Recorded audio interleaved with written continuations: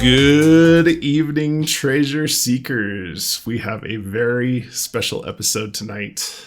We are thrilled to be joined by the man who needs no introduction here.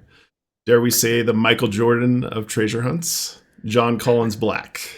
In case you're new here, Jon is the author of the national bestseller, There's Treasure Inside, a book that is a treasure map leading to 5 boxes worth millions hidden across the United States.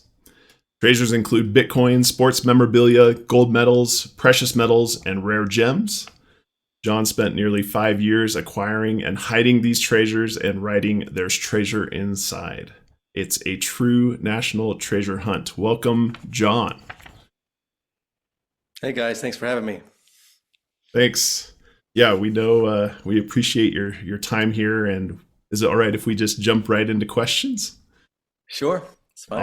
Awesome. So we've all been enjoying this journey so far and have been working on a variety of the boxes. I think we all have our favorites. Is there a particular solve or particular box that you're like most proud of in terms of once it's revealed, you're like very excited to reveal the solution because you think it's particularly clever? Uh, I don't know. So I don't know how clever the solutions are. I think we're going to find out together. But I mean, is there one that I was particularly proud of? I mean, it probably would seem like from the outside that there would be, right? Because I don't know like how people perceive I put all this together, but the fact that it was a 5-year endeavor, I started, thinking about clues and solves like in the first couple of weeks. Oh, wow. So there are things that are several years old, and there were things that I decided to do last few days before printing. So it spanned a long time, and it uh, and so I'm not sure if there was like something where there wasn't like I sat down and like composed something in a short period of time, and I was really proud of that. But I did put a lot of thought into everything that I did. So I'm sure it would be more exciting maybe if I said yes. This particular box over here is the one that I'm most proud of how I orchestrated it. But I don't know. I hopefully am proud of the way I did all 5 of them, but I don't know if I have a favorite. Yeah, I guess it's like choosing your favorite child probably at this point, right? Probably, yeah, a little bit, yeah. So I guess was the Forrest Fenn box compared to the other ones fairly on the scale of easier for you to put together just because you had done the Forrest Fenn hunt in earnest for a number of years or not? Yeah, you mean like the putting the writing the poem and yeah, and putting that together, that chapter. Yeah, probably that was probably the easiest, right? Hmm. Because I always had this idea that I wanted to do an ode to Forrest. I think I may have mentioned in one of my other interviews that there was at one point that I'd even this was before I had the boxes made, and I was looking for boxes, and I was not having a lot of success finding boxes that I thought that I really wanted. I attempted or I inquired about acquiring the Forrest Fenn treasure before it went to auction simply because I wanted a couple of pieces and I thought maybe I could repurpose the box. At the end of the day, I was like, that's probably not the best idea. Um, but I did want like an ode to that experience because I had gone on that hunt and spent several years on it, and that was in some ways, from a treasure hunting experience, like gave me a lot of perspective. I just thought it'd be a cool thing to do. So that was a pretty easy choice. I was like, instead of trying to reinvent the Forrest Fenn solve, let me just rewrite his poem. And I can do that easily because I am just leaning on the experiences that I had in writing that poem. I mean, if you read the poem, it's basically about my journey looking for or a lot of references to like his poem. So yeah, that was definitely the easiest one when it comes to like the solves, the easiest one to put together. Okay. Excellent. Thank you. Yeah, I know that you've mentioned in the past that it's so hard to know how easy or difficult to make the different solves, and there's just no way to calibrate. So I imagine that that's just a constant battle, and it'll be interesting to see once one's solved. Kind of, we've been talking about how we're excited for one to get solved, so we can get an idea of kind of the difficulty level and what to be looking for on the other solves. So Yeah. I've got another question for you here that's I think pretty interesting. You've said you expect the part two boxes to be found first and that they include a clue to the lion's share. If Yeah. roles were reversed and you were a searcher who found a part two box first, would you share the clue with the hunting community? Yeah. Well, a caveat, I intended to have those to be easier to find. Whether they are or not, we don't know yet. Um, that was my intention. And I think that I succeeded, but who knows? Would I share the clue with the community? Gosh, would I share the clue with the community? Probably not. But that's less about what I think someone should do and more about my personality, right? If I was searching today, like with all the discords and all the kind of crowdsourcing things going on, I'm not sure I would be how actively I would be involved in that just as my personality. I kind of like to do things on my own or with, a small, group of people. That's just the way I am. And so it wouldn't be so much of like I don't want to share it because I don't want other people to know. It's just like I'm just not very public in that way. So I probably, but there's, I guess also it depends, like if someone finds a box and they stay anonymous, then it's easier for them not to share, right? If everyone knows who they are, it's going to be harder for that person not to Yeah. share. So there's a lot of factors that go into it. So I might have shared, but like my first inclination would have been not to, but that doesn't necessarily mean I would never do it.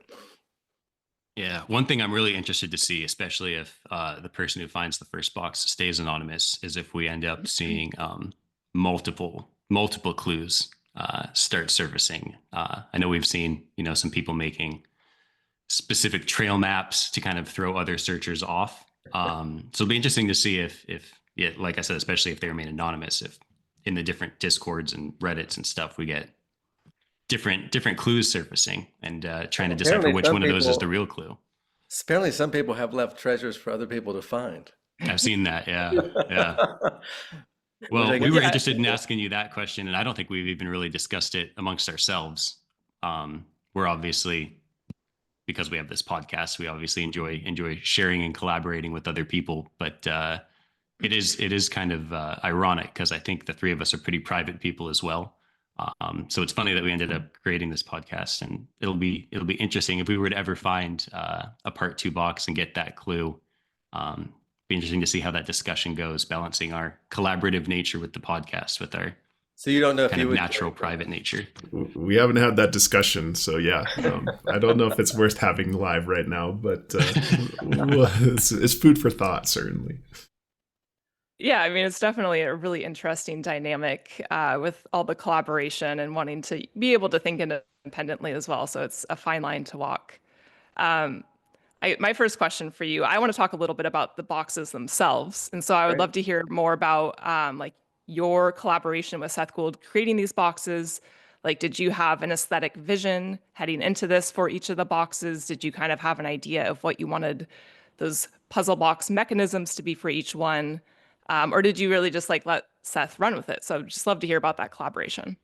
Yeah, that's a great question. I mean, as I write about in the book, I was blown away by his work. I mean, if you've gone and looked at his boxes in the Smithsonian, that's such a badass box. And so when I called him, you have to understand, like when I called him, it was early on in me putting this together. I didn't know how people were going to react. I didn't know if he was going to react. So I was really like calling him to try to like sweet talk him to get involved. And fortunately, he was excited about the idea and has been really excited about the idea. He's been excited about how everything's played out, and we've stayed in touch. But in life and in business and things like that, my philosophy is if you find people that are really talented at something, you don't try to micromanage them. You give them the freedom to do what they're great at doing. So we had some initial conversations. I said that I would like to have each box be different. I did mention, as I wrote about, like I thought that would be really cool to have one that was like a futuristic style treasure box. Didn't know what that meant. Like I just threw that out there. Um, and we talked about Japan and our experiences there. And then we basically just agreed, or he suggested, let me just do some sketches of some different designs, come back with you some different ideas. I think I had mentioned at some point, I think it would be, might be cool if like the largest box had like qualities of each of the other four boxes in the design. I don't know if that was his idea or my idea, but we talked about that. So then a few weeks later, a month later, he sent me an email with a bunch of sketches, and they're very similar to like what you see. Like I think he may have sent 6 or 7 different design options. And then from there we picked 5. I told him what my favorite 5 were. And then he went to work, and it took him well over a year to do it all. But yeah, so I basically just kind of let him run with it and just had faith that like, this is a very talented man. I'm not going to micromanage him. As far as like I didn't talk to him about like how to get in the box. I thought it'd be exciting because I would get each box and be able to try to figure it out myself. and they were not easy. They were not easy. Fortunately, he sent me the directions to help me along.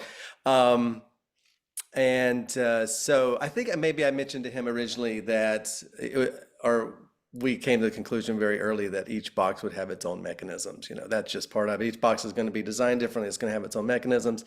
And I think he was excited about like, he gets really creative about that kind of stuff. And I think he really takes pride in figuring out how he was going to put all those mechanisms together. So yeah, it's kind of like sorry, were you able to solve any of them without hints from the instructions? One. Okay. So that's a good I like, but I was barometer. also a little impatient. I just was I didn't sit around for days trying to figure it out. I gave myself like 45 minutes, and then I was like, oh, I gotta look at the directions here. Yeah. I mean, I also can't imagine finding a box and having much patience either if you're No, I like don't trying to think get I don't. inside and see the Yeah, treasure. I imagine most people aren't going to take the time, even though I encourage them to. That might be unrealistic.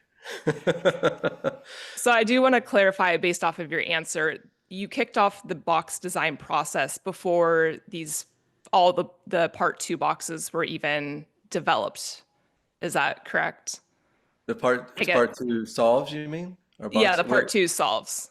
So you'd already Yeah. started the box design process. Okay. Yeah, the box design process started fairly early on. I was still acquiring objects when that happened. Okay. Awesome. Yeah, I think it's our nature to try and find clues in anything, and you've made it very clear that no one else was kind of involved in the clue process. That you have like the sole knowledge of all of that. But we're always trying to kind of read between the lines or bend the rules a little bit, and like, yeah, Seth Gold probably doesn't know any of the clues, but what if he was directed to include certain patterns or certain mechanisms, and those are clues? So I know that's been a hot topic among us as we've been discussing different options here. So moving on to some boots on the ground stuff. We've started talking about possibly meeting up and doing a couple little boots on the ground outings. We're getting excited for that. Haven't done any yet. Okay. And we're trying to kind of figure out how to calibrate when we know enough to go boots on the ground, which kind of leads into to our next question here, which is in the hunting community, there seems to be a wide spectrum of ideas regarding when in the evolution of your solve to go boots on the ground. In the Forrest Fenn hunt, how confident were you in your first solve before you went boots on the ground? That's a great question. I don't know, like if I remember exactly. So I remember I constructed like a map of uh, the Rocky Mountains, and I had it like on a foam board, and I had a bunch of pins, and I was like marking it with pins, like all the particular areas that I thought like would be like areas that would be worth searching. And then I kind of narrowed it down to like, I think I narrowed it down to 5 or 6 before I kind of started going out. I don't know. Everyone has their own way of doing it. That's the way I did it. Um,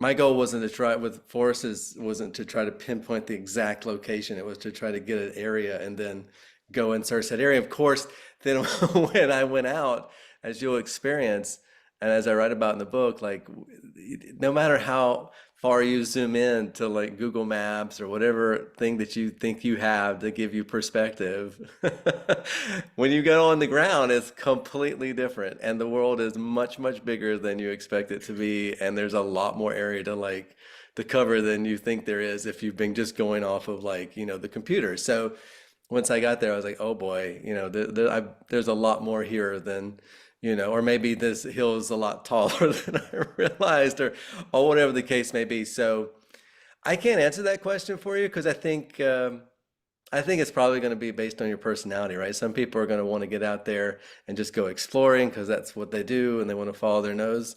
And other people are going to want to sit in their homes and try to narrow down exact coordinates, and then walk to the box theoretically. Right.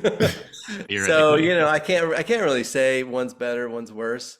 I think there's been treasures in the past where people have, done extensive boots on the ground and that's how they found it. And there's been other treasure hunts where people have basically solved it from their home and then gone out and picked it up. So I guess it'll be up to you and what you want to do. Yeah, yeah. I do think a lot of the fun of a treasure hunt is going boots on the ground and doing some exploring with, for us, friends. I Yeah, think and so. I know you mentioned in the book. You mentioned in the book that a lot of the joy of this treasure hunt is, or the purpose of this treasure hunt is to get off your phone, get off your computer, go out there and kind of explore. Of course, the first thing we did is start filming a podcast where we stare at a computer screen for a couple hours every night. But we are excited to get out there and do some boots on the ground work. Yeah, I think for go ahead, sorry. No, I agree with all that. I think my favorite experience was being out. I mean, as much as I love puzzles and games and stuff like that, really with real treasure hunting, like my favorite part was being out in nature. Yeah, I think we're trying to balance clues that we don't really have a geographical pointer to as, bend those into potentially being boots on the ground clues, right? So that's kind of how we're approaching our timing, I would say, for going boots on the ground is, let's say we have a pretty good solve for, Pokemon box, for example. Now, Are those lingering clues boots on the ground? That's what we're trying to balance in terms of our decision making.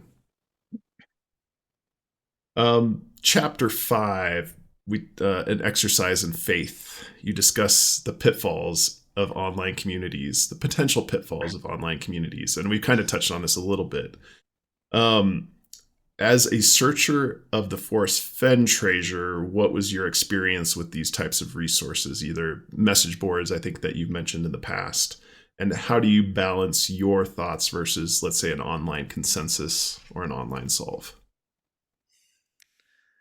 Well, I think in that chapter I was just wanting to encourage people to think for themselves. Like you can be a part of a community and share ideas with other people, but just blindly following other people's ideas, I don't know. I mean, maybe it'll work. But I'm a proponent for like, this is an experience. I want it to be like an individual experience for everyone. Everyone's experience is going to be a little bit different. So, trust, what you think I think that's part of the excitement of the experience. It's a complete, as far as the social aspect of it, for at least for me, and maybe I failed to realize some potential back in 2016, but like it just the crowdsourcing and the discords and the community involvement, like working together, from what I've heard, is like at levels well beyond anything that I experienced with Forrest Fenn. I was on 3 or 4 websites where there were forums that people had posted over time, and you could go back and read the archives, and there was a little bit of real-time discussion, but nothing like there is right now.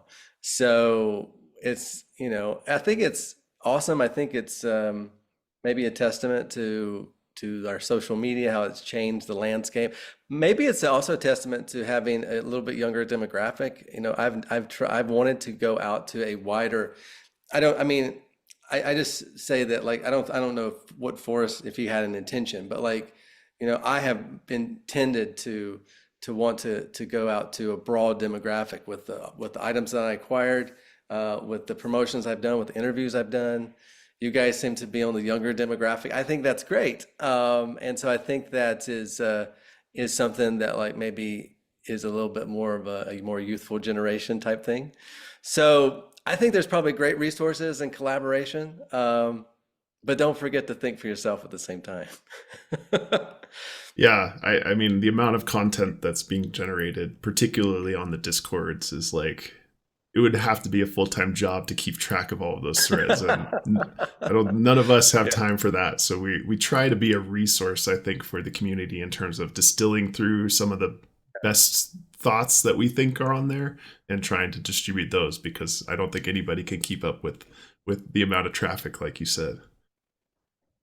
Yeah, the amount of collaboration, I guess, has been very surprising, somewhat overwhelming to me. I think when we kind of pitched the idea internally of starting a podcast, I'm like, well, what are we going to talk about? It's not certainly not like we would share any of ourselves or our ideas. And then it's like we get started with this. It's like we're just going to share everything, and everybody's sharing everything. And it's just like so eye-opening and awesome to see how collaborative the community is. So that's been really fun for us.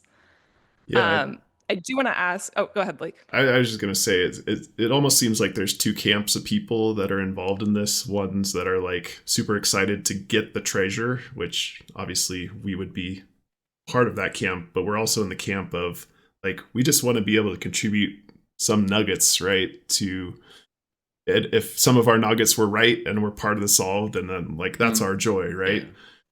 So I think there's kind of two camps out there, and maybe that's why the community has exploded the way it has, is people just want to be involved even if they aren't necessarily going in boots on the ground at all. Yeah. Well, hopefully when people start getting out and being able to search more and sharing videos and sharing experiences about being out, then I'll encourage more people to get outside, because I think that's a big part that people, even if they don't realize it, once they experience that, they'll be happy that they did. Yeah. With spring on the horizon, I think we need to get something booked in the books and get out there and do some boots on the ground. So you said before that you don't want to be Forrest Fenn. You're doing this treasure hunt your own way. Would love to know just like if your perspective of Forrest Fenn has changed now that you're kind of in a similar position, and just like what that initial transition's been like as the book's been out for a few months now. Um, I, hmm. Can you say the question again? Yeah, I guess just has your perception of My Forrest Fenn perception. Have changed him now change? that your book's No, out? I don't think it has, for a couple of reasons, probably. First of all, I didn't know him personally. So like watched all the videos I could. I, read people comments who had spent time with him, and they'd go to the Fin festivals and things like that, where he would show up, and he had a certain celebrity status in that smaller community.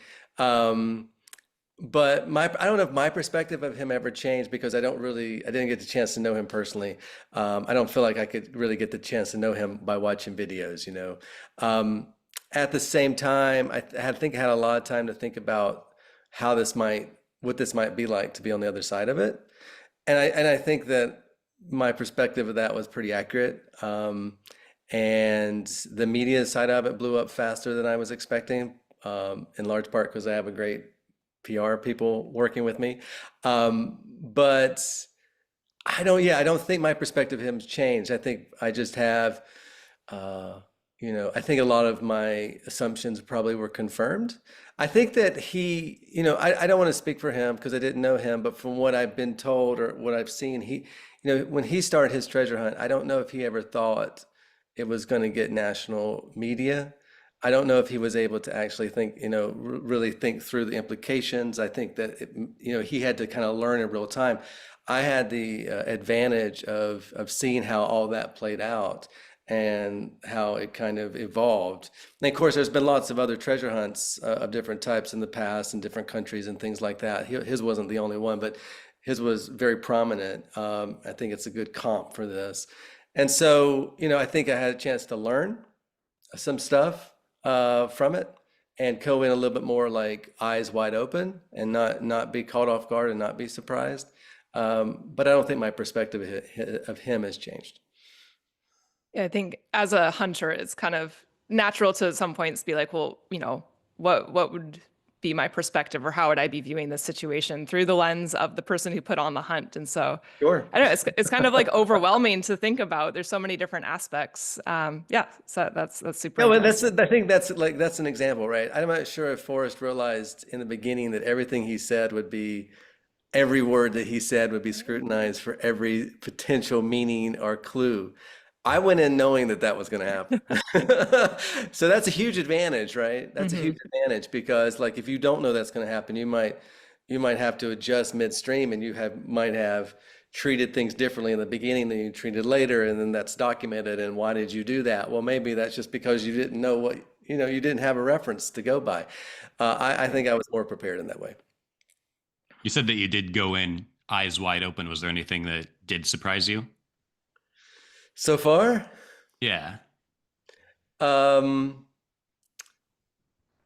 just the crowdsourcing part of it. Yeah. Yeah. That's the thing. I was like, because I mean, I think it might make sense. Like, I was very interested the first couple of weeks of like how I've worked on this project for so long. I have no idea how people are going to perceive or receive my book or anything about what I'm doing, And then, so I was curious as to like trying to get some idea and feedback.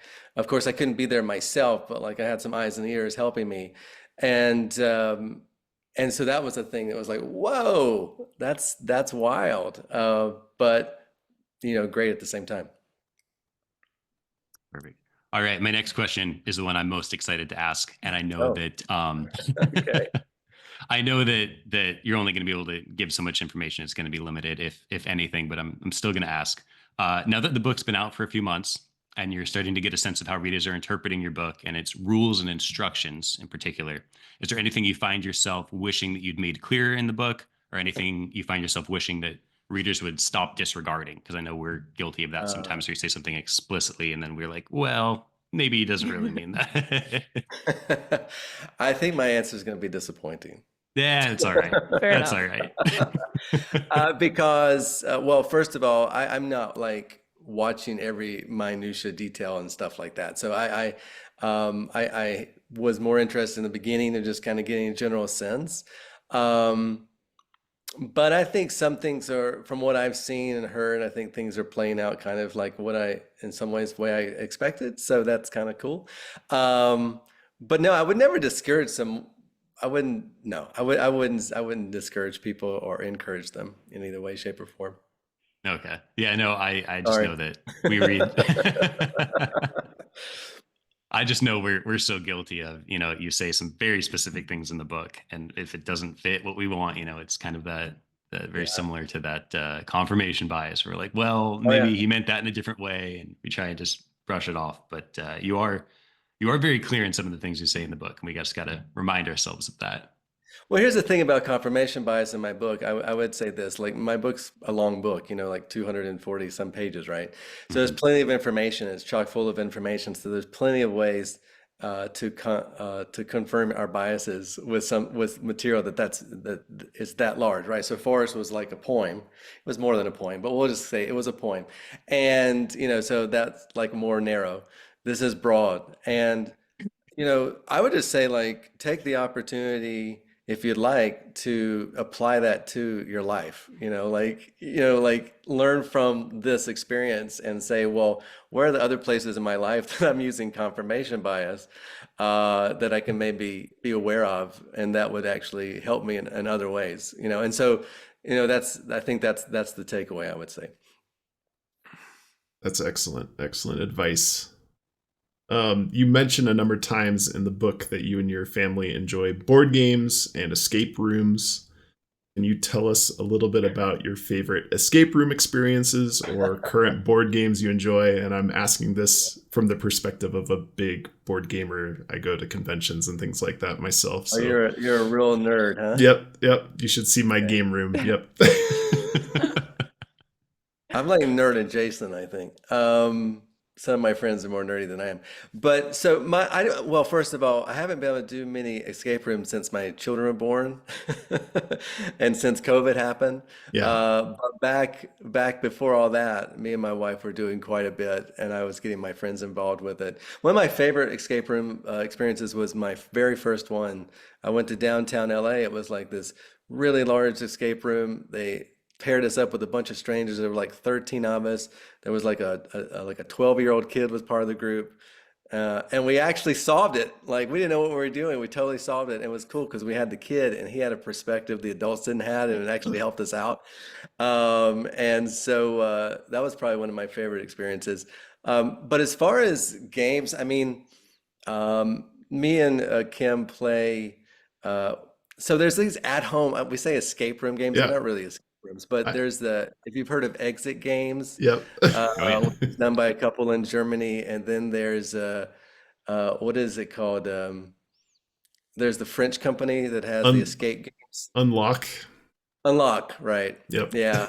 So, but we actually host at our house once a year a gaming weekend. We just had it last weekend. We always have it in January, but the fires happened, and so we couldn't have it. So we moved it to last weekend, and so we had like 20 people here, and everyone brings their favorite board games, and you can go light to really crunchy. It's basically like just everyone just says, hey, like people just say, anyone want to play this game with me? And then the game starts, and it's like that for like 2.5 days. But we've opened it up so that partners and spouses who aren't into games can also come and just hang out by the pool or whatever and enjoy themselves. So All right. New life goal for Blake is become Jon Collins-Black's friend.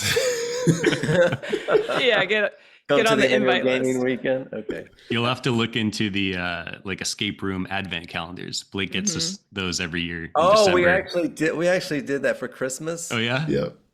Yeah, we Yeah. did when it was like on Amazon. I only saw it on Amazon because we were dealing with all these fake replicas of my book on Amazon. And then I was on Amazon all the time, like having to deal with this nonsense. And I saw this advent calendar, so I got it from I got it from my wife, and we did it.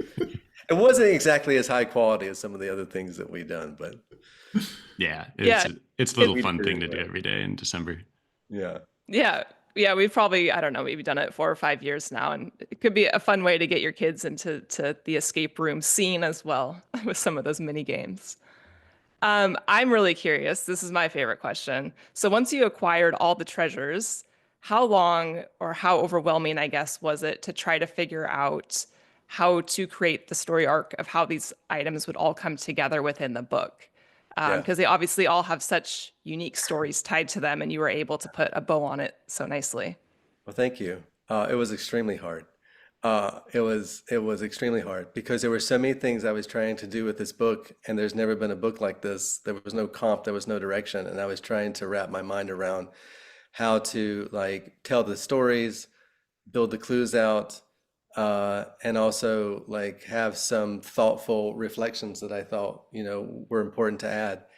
And so I did have an editor, Don, who helped me a little. Like there was a point where I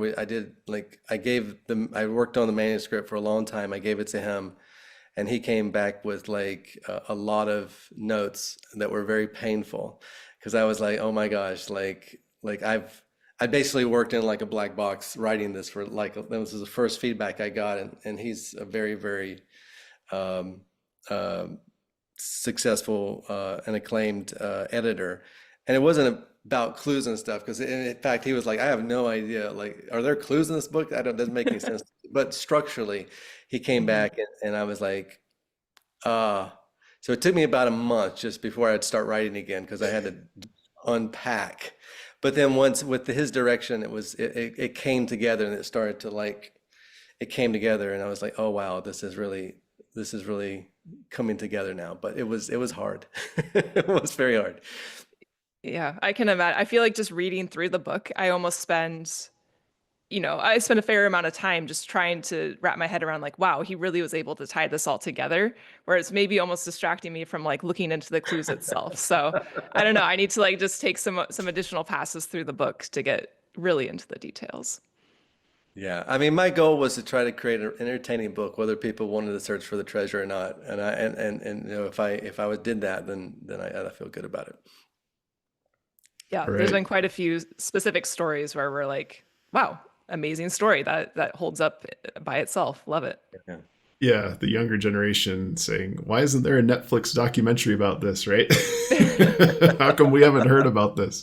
So there's all sorts of goodies in there that, yeah, we've been enjoying the book itself and just the stories in there very much. Well, thank you very much for all your time. We have one last question and we'll wrap up here. Okay. A theme of the book is that we are all treasure hunters. We are all pursuing what we want to acquire in life generally. Can you tell us a bit about what treasure you're personally pursuing right now? Yeah, so I also have a children's book publishing company that I started about the same time, or I co-founded about the same time I started working on the treasure book, and it's called Marble Press. And I am now full-time involved in helping us expand. We've been hiring new employees and expanding out our list, and I'm really proud of the books that we are acquiring and publishing through that. And working in children's books it's just a blast. I mean, it's one of those things you don't do it to because you want to make money. You do it because you love it. But I'm just working with such a great team. So that's keeping me satisfied, and that's the treasure. The treasures I'm trying to acquire right now are new, beautiful, powerful children's books. So that's what I'll be doing for a while. That's awesome. Yeah, we all picked up our Unbreakable thread. Oh, great. Mainly for the hunt, That's a but clue. yeah, that was a good a good carrot for us. But yeah, we enjoyed it very much. It was super well written and illustrated, obviously, and really great children's book. So congratulations on that. Thank you. Thank you. All right. We really want to thank you for your time, Jon. Thanks for answering the questions so candidly for us and being available for these questions. This treasure hunt you have created has been bringing us a lot of joy to our team and to our listeners. So we are all enjoying it very much. I think it's been highly successful so far. We're excited to continue along this journey and are really looking forward to a box being found, as mentioned, so we can get a little bit more into the mind of Jon Collins-Black. So thank you very much for your time. Thank you, and good luck. I look forward to seeing and hearing about your experiences. All right. Thanks. Have a good night, everybody. Thanks, Jon. Take care. Thanks, guys. Searching for clues, let's find you.